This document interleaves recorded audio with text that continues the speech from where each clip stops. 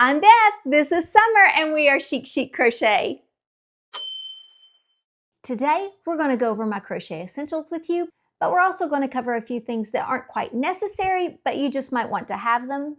They're listed in no particular order, but in the description box, I will divide them up into what I think is an essential for me and what is just an extra. You don't really need it, but it's nice to have. I'm sorry to sound like a broken record, but I am an Amazon affiliate and I need to follow those rules.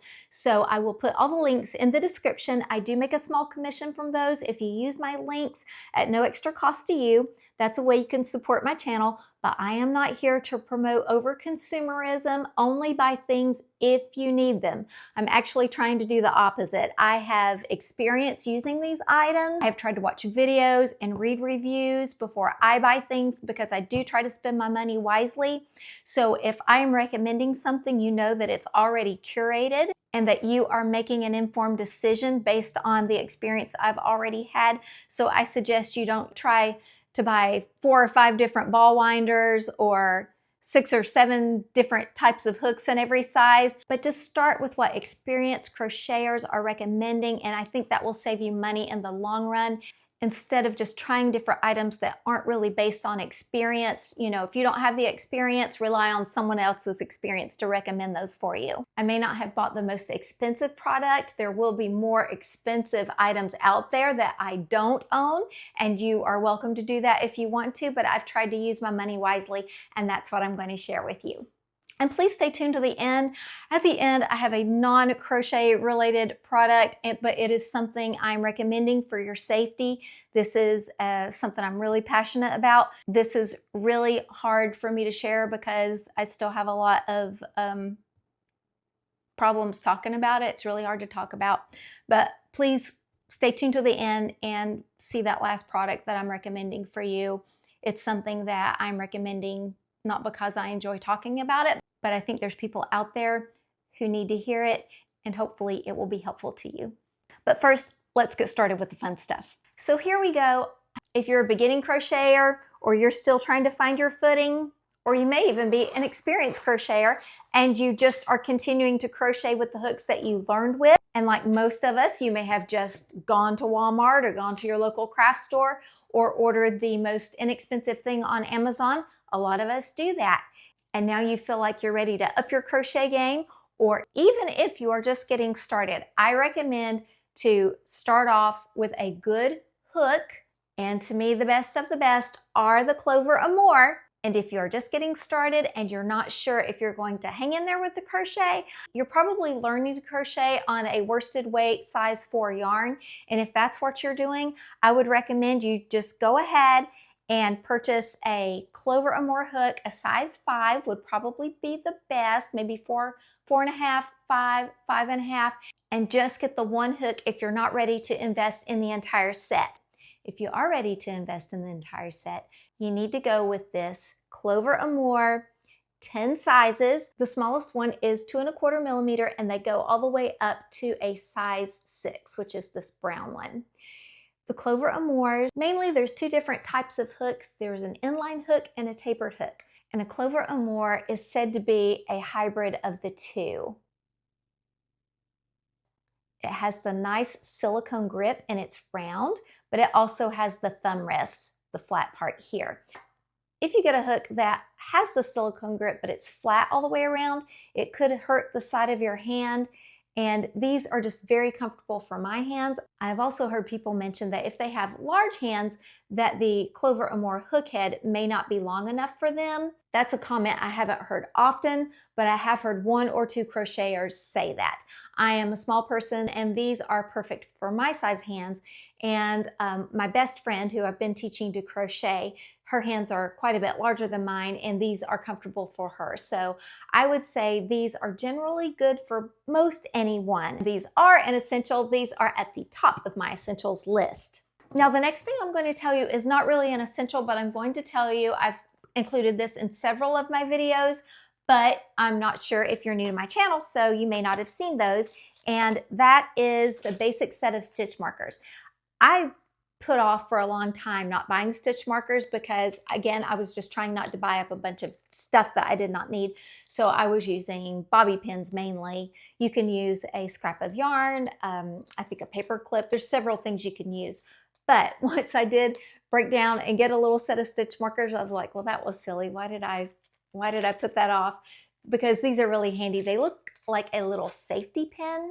So they latch like a little safety pin. And the reason I am telling you this at the same time I'm showing you the hooks is because whenever I'm crocheting something, after my first round, the first thing I do, whether I need the stitch marker or not, I insert the stitch marker that color coordinates with whatever hook I'm using, because inevitably either I will put my hook away, which I try to do so it doesn't get lost in the sofa, or I will come back to that project and pick up the hook and walk away with it and use it on a different project. Then when I come back to that project, I will not remember what hook size I'm using. I purposely don't have a lot of whips going at the same time, but it still happens. So even if you only have 1 or 2 or 3 whips going at the same time, it will happen. So I do suggest this little trick. It works so well for me. And I first bought this smaller set. It originally did not have all the colors of the hooks in there. It had all of them but one. It did not have brown. There are 10 colors in here, but I think there were 2 pinks, and the other pink that did not match, I used it for the brown. But then I went and bought this larger set, and it had many more colors in it. And then I just switched them out to the small set so I would have all the colors that I needed to coordinate with my hooks. So that's what I've done.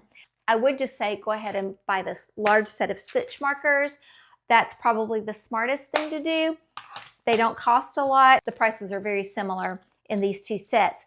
But, so there's pros and cons. This one has fewer colors, but the markers seem to be cut better. They don't have any snags of plastic on them, whereas this larger set, they're just not as smooth. So sometimes I will find one that just has a little, a little snaggy piece of plastic that catches on my yarn. It's not a big deal, but I would be neglectful if I didn't tell you that. And again, the pros and cons are fewer colors, but better cut, don't have the snags. This one, a lot more markers, better color variety, but you may have a few little snags in here. So that's that. Next, we're going to talk about my yarn holder.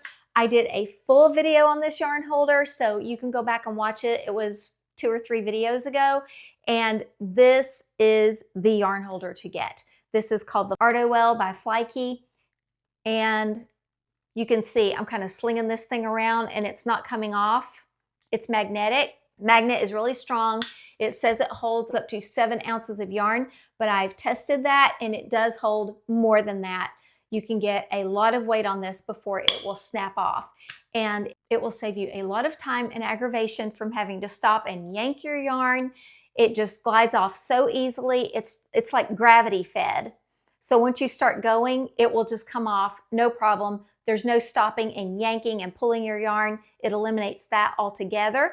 I have caked this yarn, but you don't have to do that. If you're using a skein like these behind me, you can put a whole skein on this, a full skein. Just remember to use the outer pull. You do not use the center pull with this yarn holder. And I think that when this yarn holder or a yarn holder gets bad reviews, it's because the crocheter is so used to, we're just so programmed to look for that center pull, and the center pull is everything. We forget, or we don't realize when we get a yarn holder, that you want to use the outer pull. So you can use a cake on this, or you can use a skein. A ball would not work so well unless you kind of made the ball on the skein, like you just wound it on there like this. That would work okay, but a ball doesn't work as well. But anyway, a cake and a skein, that's what works best. And again, if you're not familiar with a yarn holder, go back and watch my full video on it. I think it'll be helpful to you. This is my ranked 3 crochet essential. First one would have to be yarn. Second one would be a hook. And number 3 would be this. I don't ever want to crochet without one of these again. Never, never, never. Now we're going to talk about ball winders. And first I'm going to show you this manual Ball winder by Knit Picks. This is a really great one. I love this one. I had an injury to my elbow and I had to switch to an electric one, but I was really sad about that because I actually loved this one. It's just kind of fun to do. And it may have even aggravated my injury. I'm not sure. I don't think it caused it, but it did happen about the same time I was winding a lot of yarn. So just beware of that. So you take this clamp and then you fasten it on to a table or solid surface. You might be able to do it at a kitchen island or something like that. Sometimes I use it on my island, but for today we're going to put it on my desk. And what I like to do when I'm winding yarn, I just take this canister. It's just like a glass jar, and I put my yarn down inside of it and I sit that in the floor. And all you do is simply thread it through this little eye, and then it has 2 notches here on top, and you're going to just pop the yarn into those 2 little notches and then start winding and make sure you catch the tail there to hold it on. And sometimes I hold it with my hand just to give it a little extra tension and make it wind tighter. You don't have to do that, but it's just simple, and it will wind just as fast as you can crank. So I'm just going to go ahead and do this whole little ball because it needed to be rewound anyway. Just like that, we are already at the end and we have this beautiful little cape to show for it. So if you are not prone to tennis elbow or golfer's elbow and you don't have a ton of yarn, you're not winding 10 cakes a day or something like that, you can probably use this and do just fine.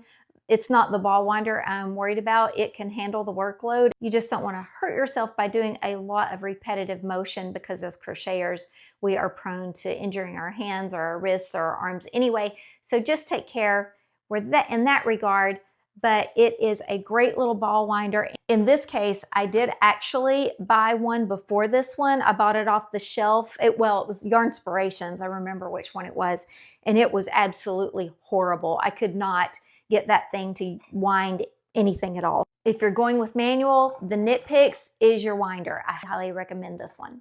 Next, we're going to use the electric ball winder. And when I found this, Kato was the brand that everyone was talking about. Kato was sending out a lot of free samples. I did not get a free sample. And at that time, the Kato ball winder was quite expensive. And this one was way more affordable. But then when I went back and looked recently, it looked like the Kato had come down in price to match the price of this one. Now, this is, the brand name is ETCOKEI. And I am of the opinion that this one is identical to the Kato, and I believe it's even the exact same seller and manufacturer.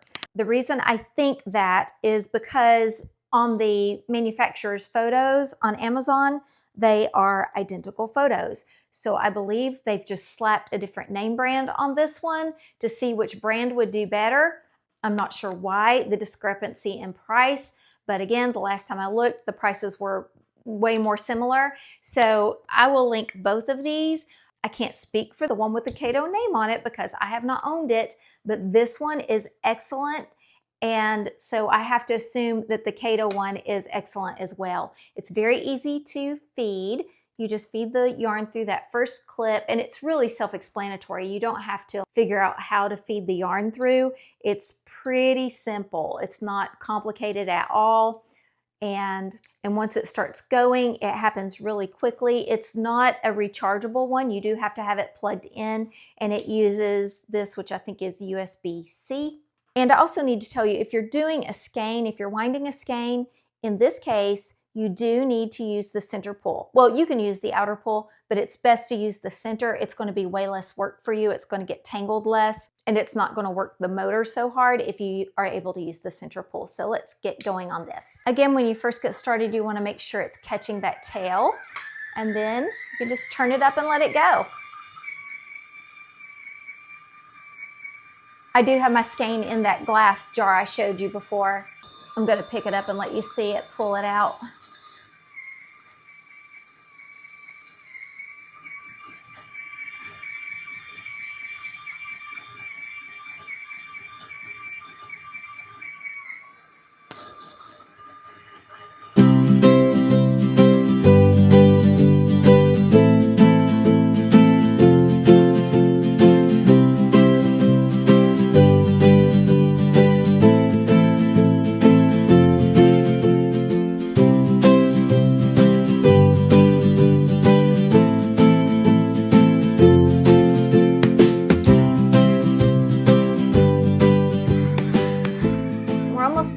ends, so I slow it down when we're getting close to the end so it doesn't flip the tail around. There we go. Isn't that just a beautiful cake of yarn? So, ta-da! Isn't that so satisfying? Since we are on the subject of yarn holders and winders, I'm going to show you my Swift. This is a Kato brand, and it was gifted to me by the brand. This is not a sponsor video, but they gifted it to me in exchange for an Amazon review. And I have tried it. I'm going to insert some footage. It was very good. The only negative I would say is these pieces where it's tied together. It looks like leather pieces or some sort of twine. At certain angles, it did catch on the yarn, but it wasn't a big deal. It just happened a couple of times. And this thing is very aesthetically pleasing. I love the way it looks up here in my craft room.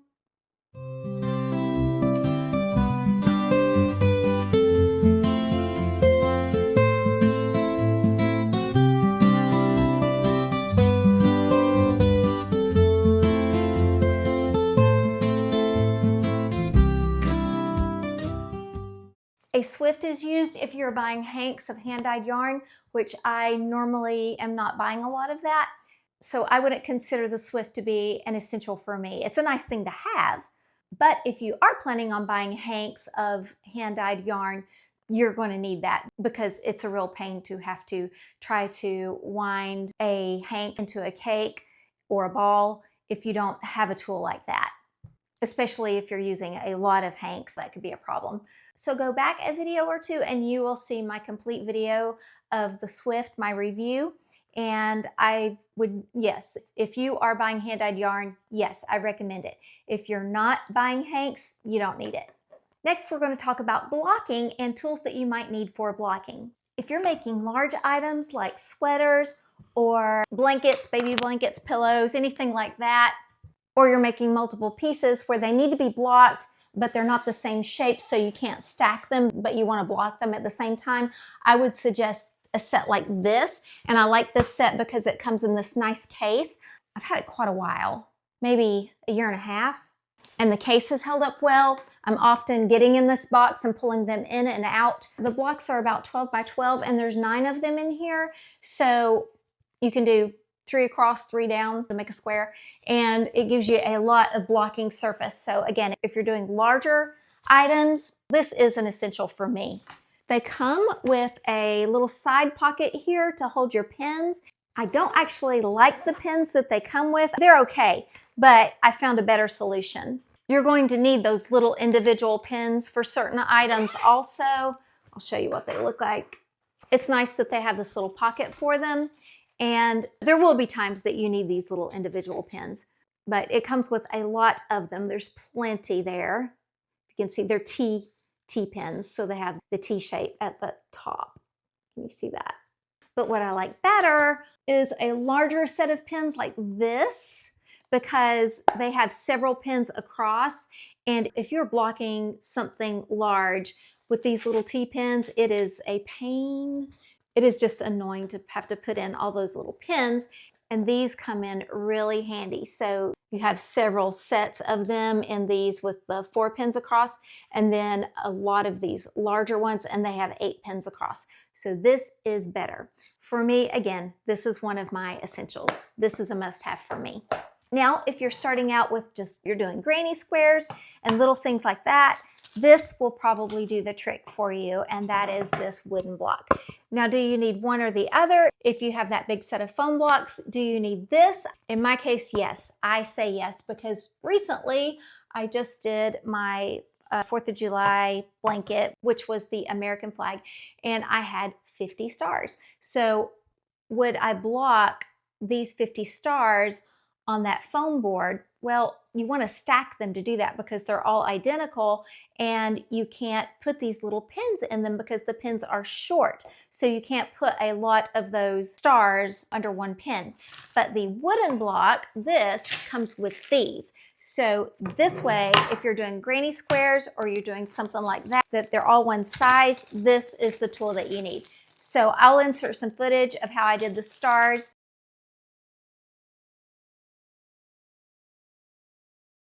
but you get a lot of these little pins and you just insert these pins in the holes.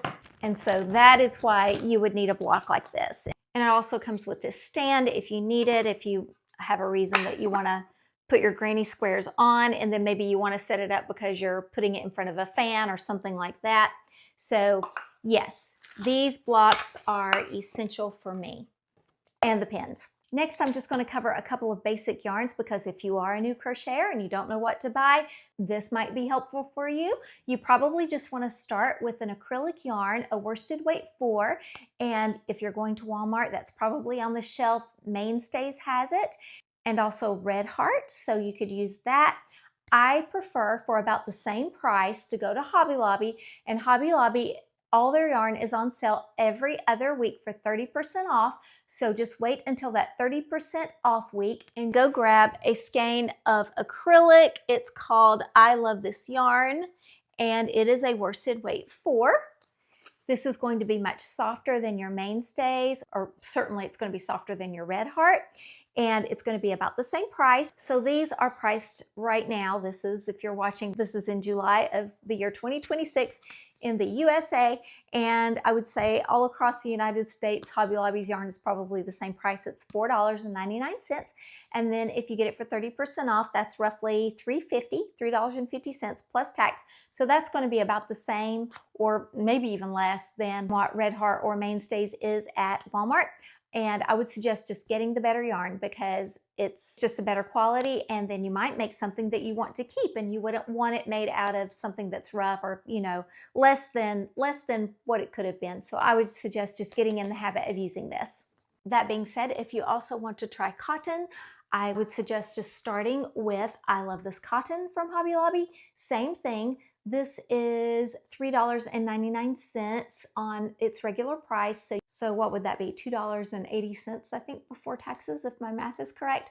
So yeah, if you want to try cotton and you're just getting started, I would try I Love This Cotton. And as you can see, I'm not really a beginning crocheter. I've been crocheting for a couple of years now, and this is still my favorite yarns to use is Hobby Lobby I Love This Cotton and I Love This Yarn acrylic. Next, I want to show you these really cool needles, and they are Susan Bates needles, and they are plastic, and they come, I think, in 5 sizes.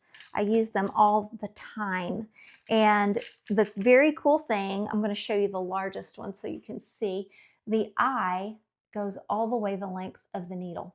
So these tapestry needles are so useful. And I've got a granny square here that I have not weaved in the ends, and I'm going to show you, and look, there is my stitch marker so that when I go back to this granny square and I want to make another one like it, I can remember what hook size I was using. I hope we can do this without getting out the overhead tripod. So I'm going to show you how you can pull these apart. They're very flexible. They won't break. I guess they would if you put enough tension on them, but you can put a lot of tension on them without breaking them. And then you just pull the yarn through, and then they're very sharp. So I really like it because they get into those fibers. You're not, when you're weaving in ends, you're not just going under, you're going through the fibers. So that's going to really give you some extra help in holding in your ends. So I'm pulling it through, and then I'm going back and winding it the other way. But that isn't all I want to show you. I want to show you what happens if this is really short. Have you ever had your tail just be so short and you're like, dang, I cut that off too short and now I can't wind it in? This is where these needles are magic. So I'm going to cut this tail off short intentionally. I'm going to cut it off down here. All right. And now I'm going to weave this in again. So how am I going to do that? Let's thread the needle again. So I'm pulling it apart and I can just easily thread that. Okay, so instead of having it down here on the end where it normally would be with a regular tapestry needle like this, it would be the end of your needles here and your yarn would be all the way down here. Since the eye goes all the way the length of the needle, I can pull it to where it's at the other end. So now it's at the end that is going into the yarn. So you see how short that is? I can put it back in there and weave in my end, although it's so short, without it coming off the needle. Did you see that? So that is another way. These needles are just magical. So they are sharp, flexible, have the eye all the way down, and you can weave in really short tails. I'm telling you, these are magic. Another essential is my little tin box. So, you know, if you don't have a little tin box, go buy some Altoids or mints and save the little box. This little box is one of my most used crochet essentials. I keep all of my tiny things in here, all of my tapestry needles, and I keep my little scissors. These little scissors will also be linked because this is another thing that you're going to need, just a tiny little pair of scissors. They're very sharp and they can get into tiny little places, and they are easily stored in your little box, but also they're really pretty. They're just very aesthetically pleasing. So I love my little scissors. Next, if you're having hand pain or you want to prevent having hand and wrist pain, I suggest getting a pair of compression gloves. I have this pair and I've been using them since Christmas. I got them for Christmas and they are very good. I have tiny hands, so they're not as tight as I would like them to be, but they're the smallest size available. And if your hands might be, chances are your hands are a little bigger than mine because mine are just ridiculously small. For a small person, I think my hands are small. So I'm still on the lookout for a smaller pair, but these are very good. I have a hard time crocheting with both of them on. So the left hand, although I'm right-handed, it bothers me to have the left one on. And actually, my right hand has some pain and stiffness. My left one doesn't. So I just crochet wearing the right one. That's why you can see it's kind of worn.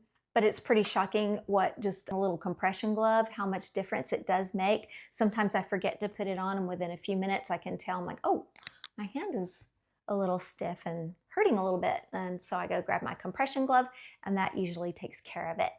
The next thing is my neck light. I really like it. It's rechargeable and it has several different settings. So I used this a lot when Mom was sick and in the hospital. I had to sit with her, or I was, afraid to leave her by herself. And I would just about go stir crazy having to sit and sit and sit and, keep the lights off so she could sleep and rest. And that's when I got this neck light, and that has been really nice. It's also nice for travel if you're on a plane or maybe you're in a car and it's evening or nighttime and you are the passenger. You can use it like that.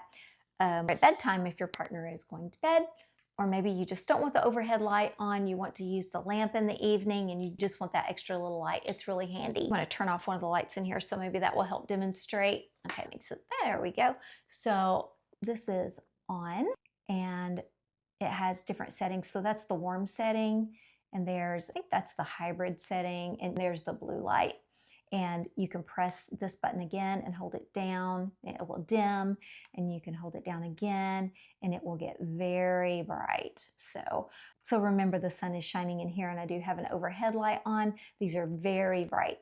In fact, had a power outage that was for an extended period of time and I used these a lot during that time. You can use them for other things other than crochet, but they're also really flexible, so you can bend it however you want, up, down, and the charge lasts quite a long time. So these are very nice to have. The next essential I want to share with you is my backpack. So I have a video at the beginning of when I started filming on YouTube that's what's in my backpack or what's in my bag, my crochet bag, and it features this bag. I use this bag a lot. It goes with me to church a lot. I don't take it into the church, but we have about a 30-minute car ride to church. So on Sunday mornings, I like to crochet while hubby is driving. And if we go on any trips, this definitely goes with me.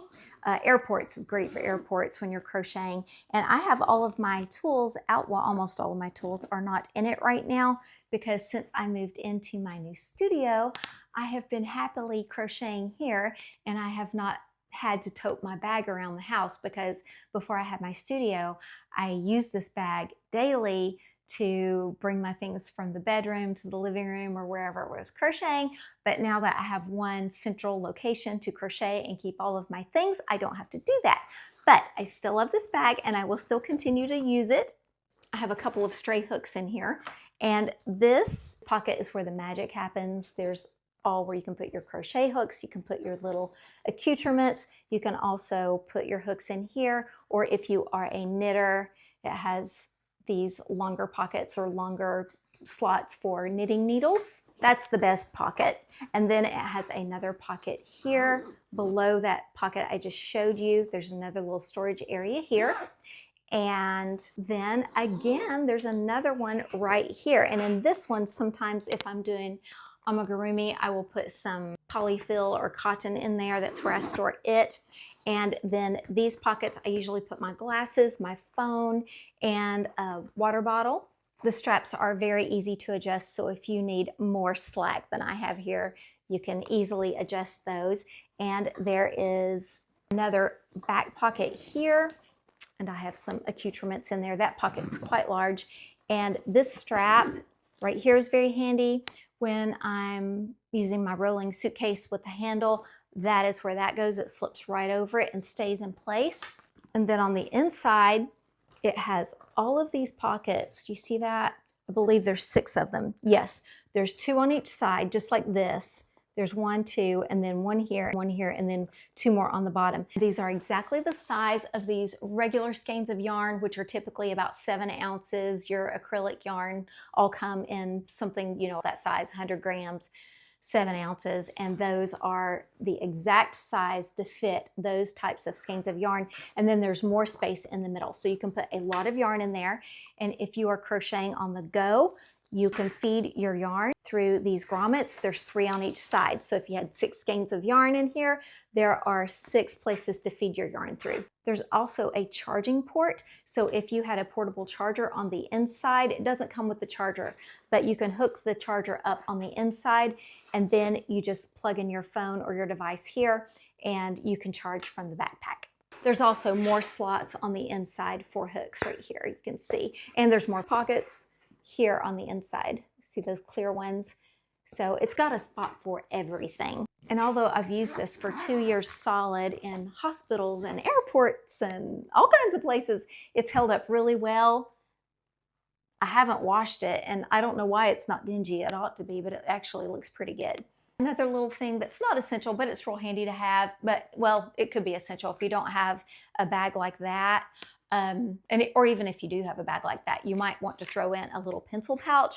So this is where I keep all of my extra hooks. So on an occasion when I don't have a size hook that comes in my Clover Amour, I will buy a smaller, you know, like if I need one of these little tiny ones, or I need a big jumbo hook like this and I've had to go out and buy a different one. I keep those extra ones in here. This is the one I keep by my crocheting sofa here in my crochet room. If I'm keep all my Clover Amours in here, and I just toss them in loose. I can put them in the little slots, but I just toss them in loose, and I keep them on the side table or in the side table drawer by my sofa where I'm usually crocheting. It's just nice to have something like this to keep them from getting lost in the sofa, and you know, a good yarn hook is expensive and you want to take care of them. So this is a good way to just keep them safe and keep them all in one spot. The next thing I have is my Volare pillow, and this is my Volare pillow. It snaps on like this, and then you want that part in the back, and then the larger part is in the front. And this really does keep me from like hunching over. It keeps me kind of erect, and when I'm crocheting, it just keeps my arms up in the air a little bit. So, well, not in the air, they're resting on this, but they're not so far down. So not only does it keep my back straight, and it keeps my arms up, but it keeps me from, you know, kind of doing this when I'm crocheting. If my hand is resting in my lap, then even if I'm trying to set back, before I know it, you know, my head is like this because I'm trying to see my stitches. So this has been really helpful to just correct my posture and rest my back. It rests my arms, it rests my eyes, my neck. So it's kind of an expensive investment. I will link some that you can get on Amazon, but if I had it to do over, I would just probably be happier with one that I got on Amazon because they're less expensive. The Volare is quite expensive. That was the brand I was familiar with because people were promoting it. So that's what I asked for Christmas. And I feel bad about that because just one on Amazon would have been just as good. So I'll check out the reviews on Amazon, although I don't own one on Amazon, and I will link that for you because I just feel like, although it's great, I just don't feel like it's a great value for your money. I think you can do better. So I will link an alternative for you. I don't think a Volare is absolutely necessary. Next, we're going to talk about a few little accoutrements that are nice to have, but not totally necessary. And a lot of these are used for amigurumi. So if you're an amigurumi maker, or you want to make amigurumi, or you're beginning to make amigurumi and just getting into it, these would be for you. So I have safety eyes first. This is the very first set of safety eyes I ever bought, and I've made quite a bit of amigurumi. I don't make it to sell, just make it for gifts or for my own satisfaction, or to learn how to do a new pattern.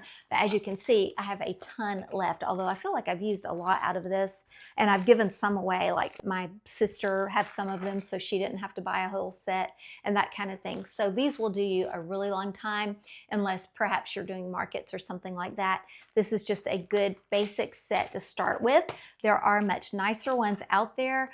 I would suggest, if you want something really specialized, really special and beautiful, and you're making a very special piece for someone, maybe going on Etsy and going into someone's shop and buying a custom made pair. But if you don't need that, this is a very good set to have.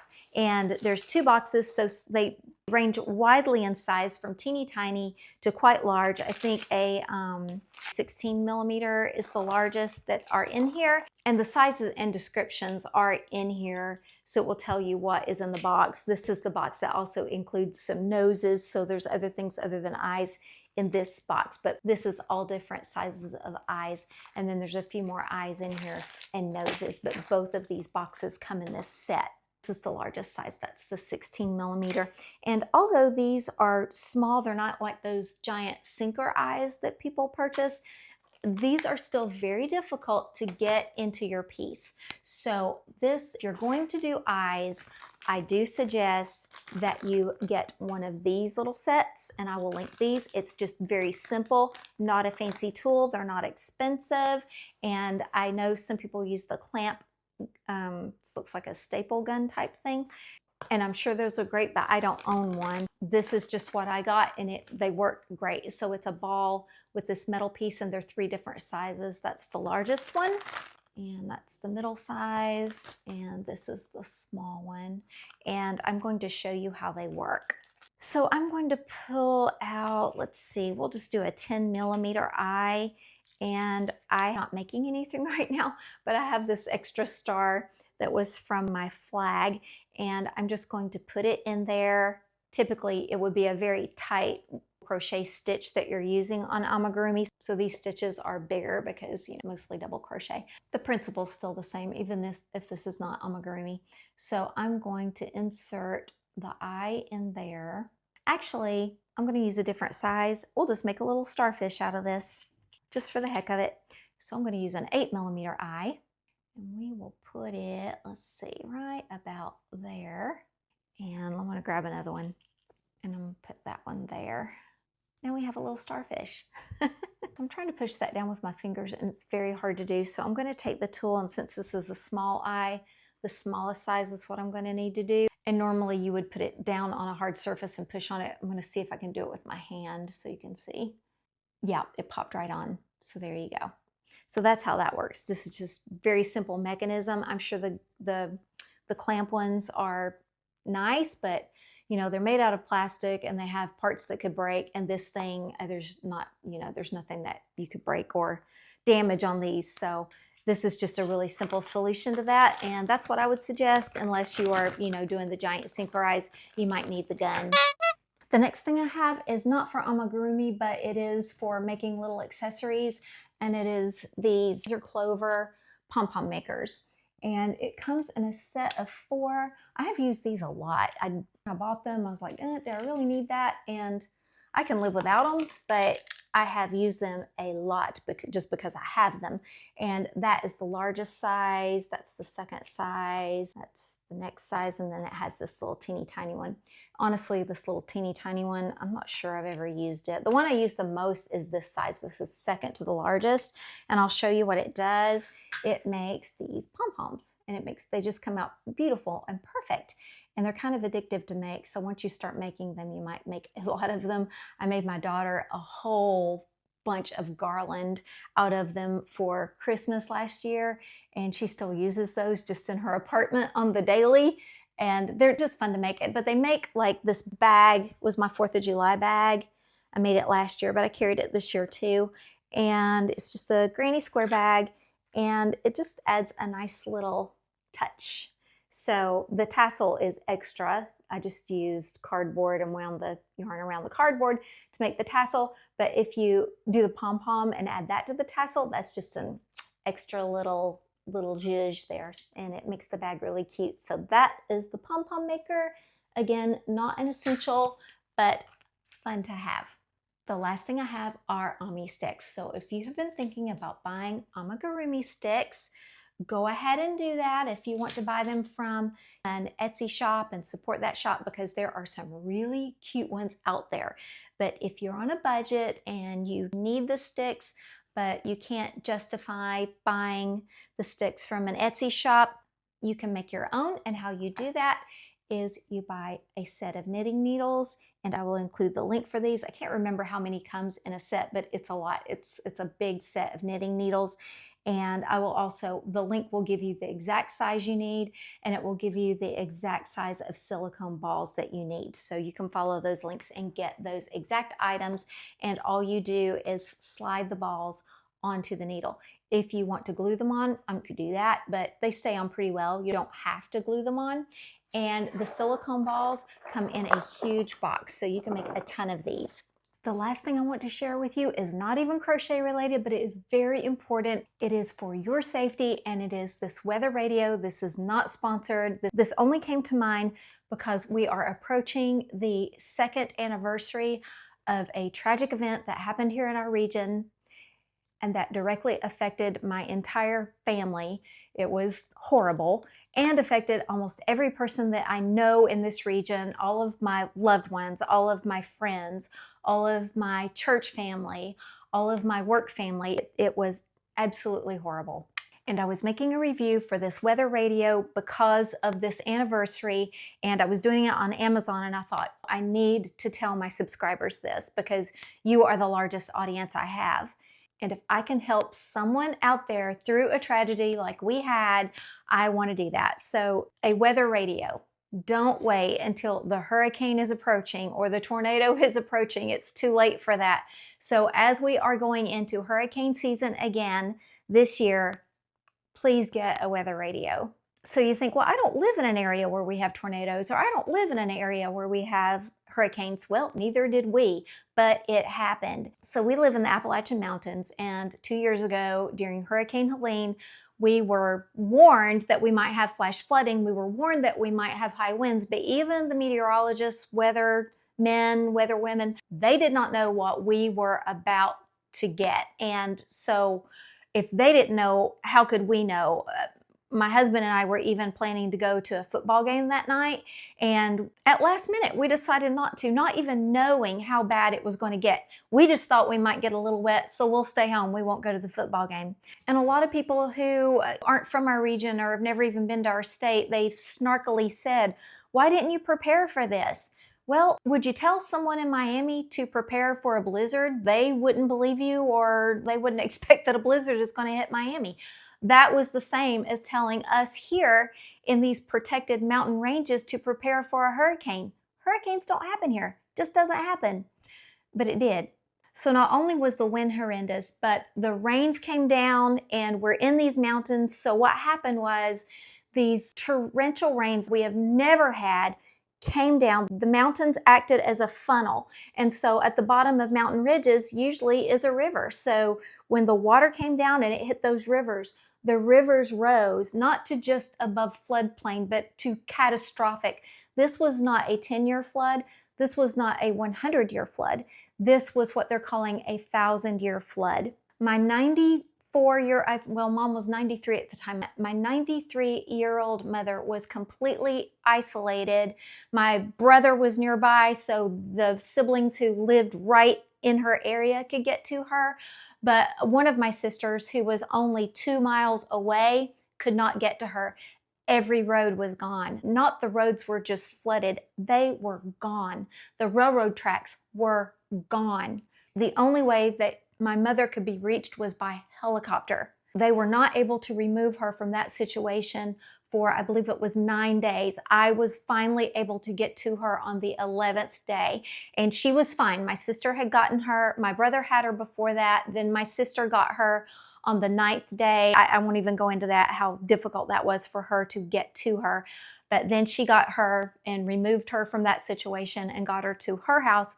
And then on the 11th day, finally, I was able to get to her, but it was a very scary situation trying to get there, extremely scary. But anyway, back to the weather radio. We did not have any electricity for days. Some people did not have them for weeks and weeks. Some people did not have water for weeks. It was horrible. So these weather radios aren't just for warning you when a storm is about to happen, but after the fact, the only communication we had was through this AM station. So this AM station in our local area, they were able to tell us, you can get to such and such grocery store. They will be open for 2 hours today. They don't have power, but they are opening from such and such hour to such and such hour. And they do have water, and they do have this, or they do have that. And they could tell us, instead of us trying to scramble around to all these roads that were washed out and all of these trees that were down and power lines down, they gave us exact instructions on which roads were open, which stores were open, maybe a pop-up medical clinic was open. So after the storm, this was so essential. We didn't have cell service. Cell towers were down. If you were missing a loved one, if they could get word to this radio station, the radio station would put it out there and say, if you know so-and-so, I'm here to tell you they are safe. Or someone might say, I haven't seen my loved one. I cannot get in touch with them.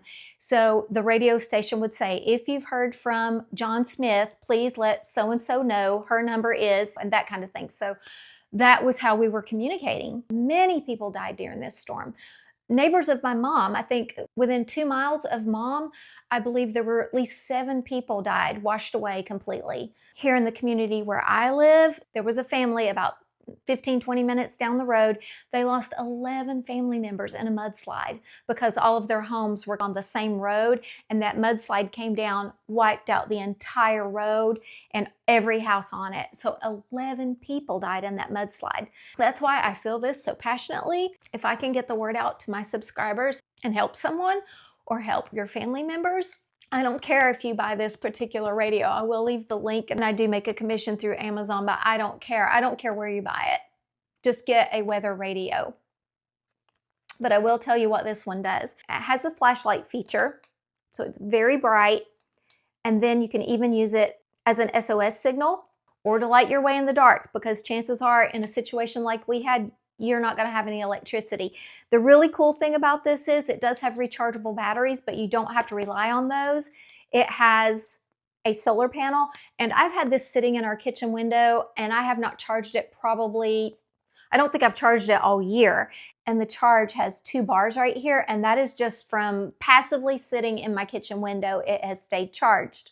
In one of these situations where you lose your electricity, you are going to go through your batteries. If you have a stash of batteries, you're going to go through those very quickly. So something like this that doesn't require batteries or doesn't require to be plugged in is just priceless. So we did not have cell service, but then maybe on the, I don't know, the 4th or 5th day, helicopters started coming in, and they started putting in these temporary emergency cell towers, and they were only on for certain hours of the day. So when those were on, you were on your phone trying to find out where your loved ones were, how they were, let them know how you were doing, and just trying to see what's going on outside your little radius, because we were just so isolated. So this also acts as a charging bank. So right here, you can recharge the rechargeable batteries that are in this device, and it also has a headphone jack, but it also acts as a power bank. So that was so handy. We used that. We were so thankful to have that. And you think, well, I'll just go to my car and I'll start the car and I'll charge the phone out there. Well, what are you going to do when the gas runs out? Because even if you could get to the gas station, no one had gas. And if you didn't have cash on hand, you couldn't purchase anything. Let's just say you've used all the battery, ran down your power bank, you've used up the rechargeable battery life in here, and then you've also used up what was on the solar power. It does have yet another charging option, and that is the crank. So it has this little crank handle, and you open it up and you can crank it and charge it. I don't know how long it does take to crank charge this, but I do know if I just do this for a few seconds, maybe 30 seconds, I will get another bar showing on the power, and then it immediately goes away. So you would have to do it for quite a while, but it does work.